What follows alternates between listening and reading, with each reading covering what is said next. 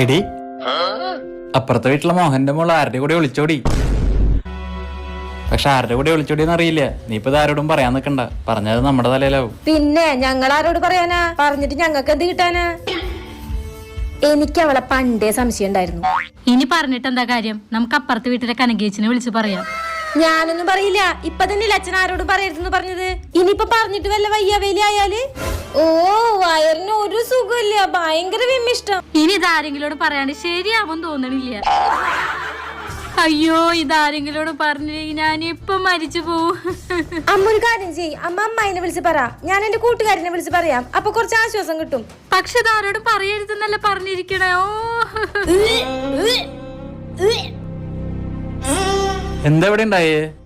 രാവിലെ ആ കാര്യം ആരോടും പറയരുതെന്ന് പറഞ്ഞപ്പോ തൊട്ട് തുടങ്ങിയതാ. അമ്മ അവിടെ വയ്യാണ്ട് കിടക്കുന്നുണ്ട്.